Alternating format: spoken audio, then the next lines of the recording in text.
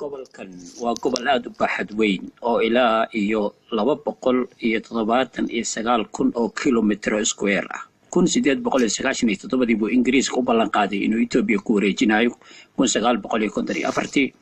wuuna ku wareejiyay laga bilaabo waqtigaas ilaa maanta wadanka xukun nabad ma helin dadkiisana waxay ku jireen qax iyo burbur iyo gumaysi iyo kala carar ay ku jireen saadaradeeda dadka daadsan gobolada kale Soomaalida ay degan tahay idil waxay ka u badan yihiin dad gobolada ka yimid marka in maalin iyo laba habeen ama ay ku degto wax suurtagal ma aha wadankan hadda saddex awood ayaa hadda ka jirto haddaynan ka heshiinina ayna sii soconi karin iyo awood afraad waa federaalka oo awood ah oo NLF iyada rabto inay ka goodo Itoobiya waa group kan dirdaba fadhiyo aan hubaysnayn oo civil iska dad madani ah dirdabana hadda ku shirayo dadka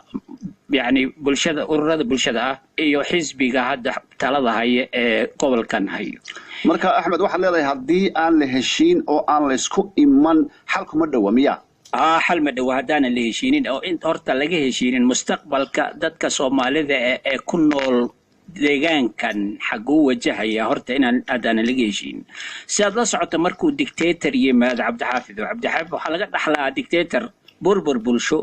iyo waxaa laga dhaxlaa kale isjaajuus iyo kale iimaan bax waxaa laga dhaxlaa maskaxda dalka idil oo meel kale u hijrooto u cararto waxaa isku soo hara dad yar oo aan tabar lahayn oo isaga uu xiniyaha ka siibi dictatorka markuu baxo wax kasta oo ka hooseeya ayaa baaba saadaradeeda markuu baxay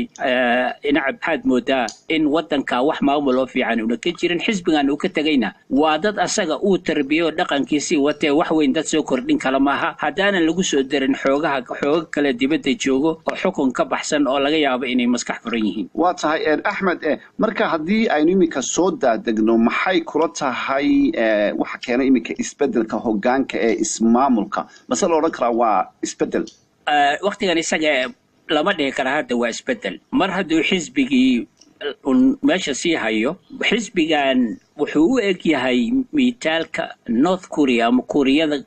waqooyi xisbi waxa waa xiran looma ogolo wariyaal inay galaan dadka xuquuq insaanka inay galaan looma ogolo wuxuu sheegaa inuu biyo iyo barwaaqo dadka galiyo laakiin xaqiiqada markii la fiyo dad xaniyo siiban ayaa jiro Cabdixaafid oo ninkii hooyadii la kubsaday walaalkiina la dilay jid meel loo dhisay iyo biyo meel lagu sameeyay waxay u tarayaan malaha marka waa dad wax wada go'anay oo u baahan in laga hadashiyo waa dad u baahan in la heshiisiyo waa dad u baahan dhibkii maray inay ka wada hadlaan waa inay iscafiyaan haddayna sidaa dhicin oo ninkan hadda yimid oo sidii ku soo wada ninkii hore wax weyn oo isbedel doona ma jiraan waa hagaag hadii aynu eegno dhinaca kale Axmed ismaamulka Soomaalida imika isbedelka ka yimi inkastoo aad tiri maamulada kale ee Itoobiya ka jira waa ka duwan yahay wax saameyn ma ku yeelanaya baad isleedahay